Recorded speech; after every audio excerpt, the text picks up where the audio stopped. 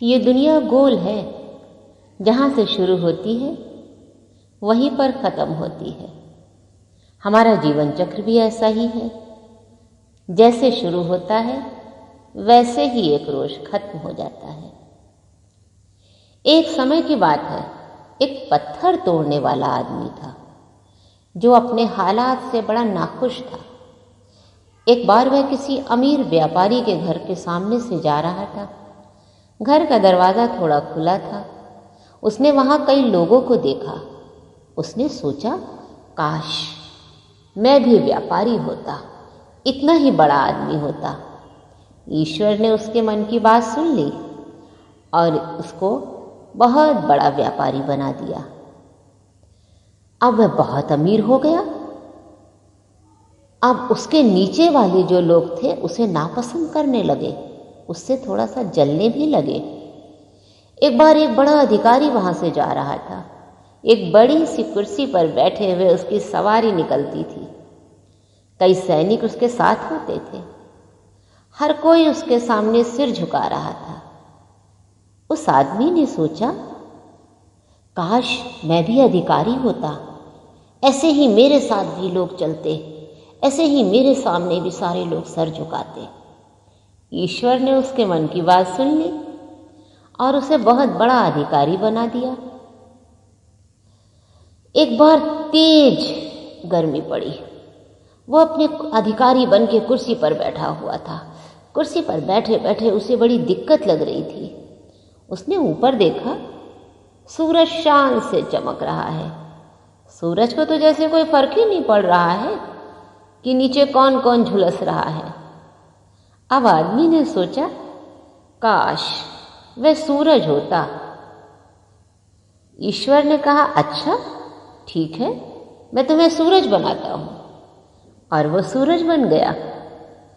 सूरज बन के उस आदमी ने इतनी गर्मी कर दी, फसलें झुलसने लगी, किसान और मजदूर गाली देने लगे। तभी एक बड़े से बादल ने आकर उसे ढक लिया।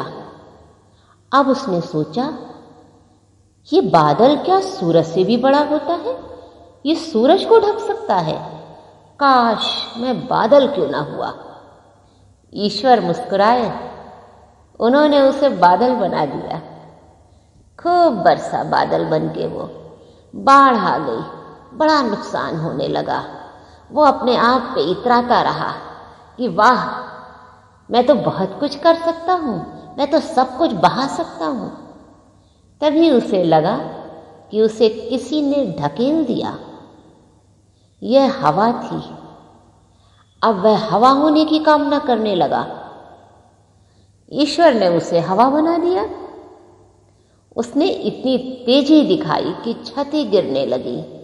वो हवा बनकर अपने आप पर इतराने लगा, पेड़ उखड़ने लगे। तभी एक ऐसी चीज रास्ते में आई जिसका हवा कुछ ना बिगाड़ सकी। वह चीज थी चट्टान। अब वह चट्टान होने की कामना करने लगा। उसे लगा कि चट्टान दुनिया में सबसे बड़ी चीज है, ये तो हवा को भी रोक सकती है। काश मैं चट्टान क्यों ना हुआ। ईश्वर ने कहा, ठीक है, मैं तुम्हें चट्टान भी बनाऊंगा। और वह एक मजबूत चट्टान बन गया। कुछ दिन बाद उसे ऐसा एहसास हुआ कि जैसे उसके नीचे कोई हथौड़े चला रहा है। एक टकराने की आवाजें आ रही हैं। वह बोला, अब मुझ चट्टान से मजबूत क्या हो सकता है, देखूं तो जरा झुक के। उसने नीचे देखा तो बहुत दूर से एक पत्थर तोड़ने वाला आदमी दिखाई दिया जो उस चट्टान पे हथौड़े मार रहा था। यही है सृष्टि का नियम, जहां से शुरू होता है वहीं खत्म होता है।